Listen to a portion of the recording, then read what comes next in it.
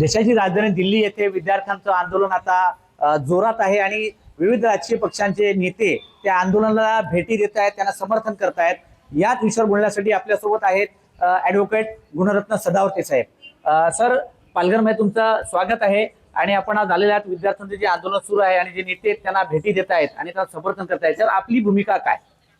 मला असं वाटतं की भारताच्या लोकशाहीमध्ये विद्यार्थी चळवळ हा म्हणजे प्रमुख अंग आहे आणि सातत्यानं विद्यार्थ्यांनी वेगवेगळ्या विषयावर बोलावं, पण ते विद्यार्थ्यांनी बोलावं, विद्यार्थ्यांच्या प्रश्नावर बोलावं।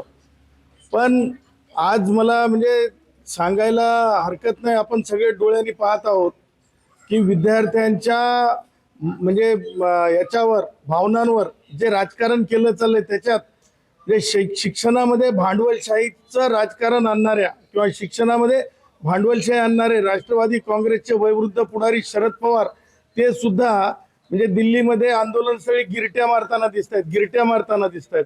त्यानंतर आपला तो मनोज, आता मला माहित नाही, एक मन आहे काला अक्षर भैंस बराबर, किती ज्ञान आहे नीटचं NEETचं किती ज्ञान आहे ते माहिती नाही, पण तो पाहुणा कलाकार म्हणून आहे। म्हणजे सांगायचं तात्पर्य, विद्यार्थ्यांच्या आंदोलनाला राजकीय ज्या प्रकारे आपण म्हणतो खलबतकुटी करून आपलं काहीतरी त्याच्यात स्वार्थ होतंय का, ह्या अनुषंगानं मला वाटतं की काही प्रयत्न होत आहेत। एक गोष्ट नक्की आहे की विद्यार्थ्यांच्या बाबतीमध्ये विद्यार्थ्यांना काही म्हणजे शारीरिक इजा झाल्या आहेत, विद्यार्थ्यांना काही त्रास झाला आहे, त्या बाबतीमध्ये मला नक्की माहिती आहे की सरकार हे नेहमीच मॅजिस्ट्रल इन्क्वायरी करत असतात आणि ह्या दिल्लीच्या प्रकरणामध्ये सुद्धा मला असं वाटतं की येणाऱ्या काळामध्ये कायदेशीर प्रक्रिया आहे ती मॅजिस्ट्रल इन्क्वायरीची, ती मॅजिस्ट्रल इन्क्वायरी होईल असं मला वाटतंय। नक्की उद्धव ठाकरे यांनी केजरीवालांची भेट घेतलेली आणि आंदोलनस्थळी जाऊन विद्यार्थ्यांना पाठिंबा दिला, याच्यावर काय आपण सांगा?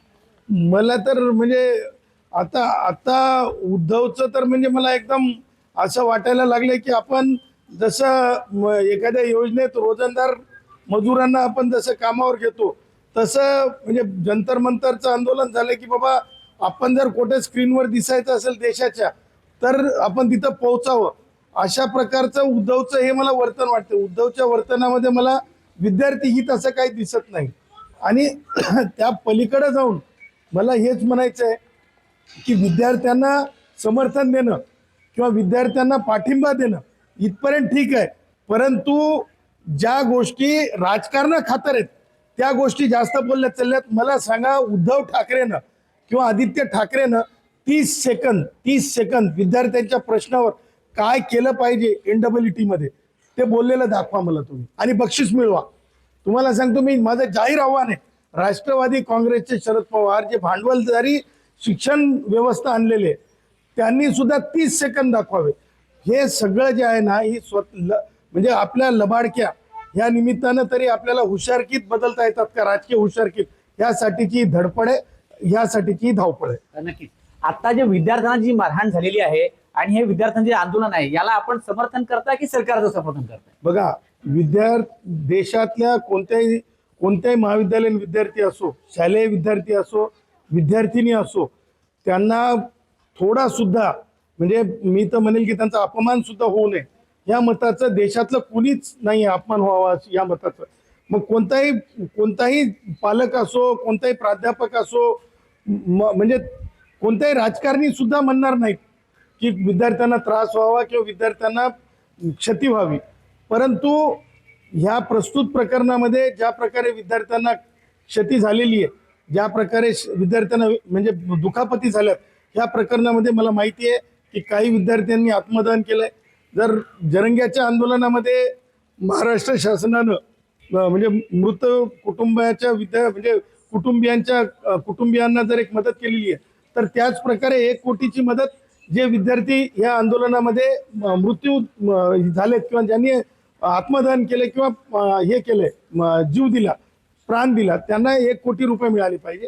आणि मला असं वाटतं की विद्यार्थ्यांना ज्या इजा झालेली आहे, शारीरिक दुखापत झाली आहे, त्यांच्या बाबतीत सुद्धा विचार झाला पाहिजे आणि त्या पुढे जाऊन मॅजिस्ट्रल इन्क्वायरी या प्रकरणामध्ये केली जावी आणि ती केलीच जात असते। कारण दस्तूर DK बसूची जी जजमेंट आहे, जिथे पोलीस ऍक्शन असते, तिथे मॅजिस्ट्रेट इन्क्वायरी कंपल्सरी असते आणि आपल्या माध्यमातून कदाचित मी पहिल्यांदाच सांगत आहे या प्रकरणात मॅजिस्ट्रेट इन्क्वायरी होईल. नाही, आपण सरकारच्या बाजूने आहात की विद्यार्थ्यांच्या बाजूने आहात? बघा, एक म्हणणं आहे की विद्यार्थ्याच्या हितासाठी सर्वप्रथम सगळेच आहेत. मी आहे, तुम्ही आहेत, सरकार आहे, पालक आहेत, विद्यार्थी संघटना आहेत.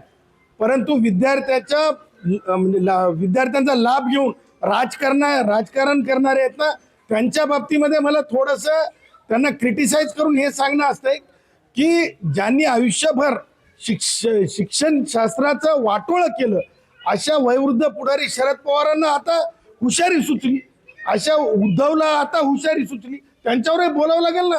नाहीतर विद्यार्थ्यांच्या भावनांवर स्वार होऊन राजकारण कसं केलं गेलं जाऊ शकतं, हे महत्वाचं आहे. शेतकरी नेते सदाभाऊ खोत यांनी विद्यार्थ्यांना थेट आतंकवादी अशी उपमा दिलेली आहे आणि त्याचाच फायदा घेऊन जरांगेंनी म्हटलं की भाजपच्या नेत्यांना आम्ही महाराष्ट्रात फिरून देणार नाही. काय म्हणायचं? जरंगेच्या बघा, सगळ्यात अगोदर तर सदाभाऊ खोतांनी जर तसं म्हणलं असेल तर सदाभाऊ खोतांनी ते शब्द मागे घ्यावेत. त्या शब्दांचं कोणी समर्थन करणार नाही, कारण विद्यार्थी हे विद्यार्थी आहेत. सदाभाऊ खोतांनी ते शब्द मागे घ्यावेत. आणि मला माहीत आहे की सदाभाऊ खोतांनी कोणत्या कॉन्टेक्स्टमध्ये म्हणलं हे मला माहिती नाही, परंतु सदाभाऊ खोत मला माहिती आहे ते माघार घ्यावेत त्यांनी शब्द. आणि चुकलं असेल तर दिलगिरी व्यक्त करायला हरकत नसते. परंतु ज्या कॉन्टेक्स्टमध्ये मनोज जरंगे म्हणले, मनोज जरंगेच्या का बापाच्या घरचा महाराष्ट्र नाही, मनोज जरंगेच्या बापाच्या घरचा महाराष्ट्र नाही, याला फिरू देणार नाही, त्याला फिरू देणार नाही, ही भाषा विद्यार्थ्यांची नाही. ही भाषा ह्या म्हणजे अर्ध्या डोक्याच्या लोकांची, ही भाषा आहे अर्ध्या डोक्याच्या लोकांची. हे अर्ध्या डोक्याचे लोक विद्यार्थ्यांचा असा वापर करतात. कोणते विद्यार्थी म्हणालेत का देशात कोणाला फिरू देणार नाही? हा कोणत्या कितवी पास आहे? हा 7वी पास आहे का? हा 4थी पास आहे का? कोणी याचं प्रगती पुस्तक पाहिलंय का? अशी माणसं विद्यार्थ्यांना म्हणजे आक्रमक करून काहीतरी अघटित करण्याच्या भानगडीत असतात.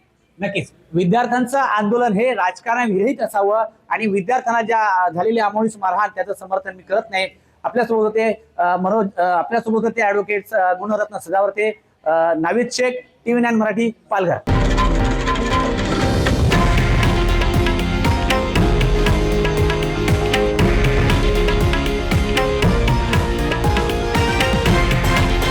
हे आहे देशातील नंबर 1 न्यूज नेटवर्क आणि आपण पाहत आहात TV9 मराठी, एकमेव.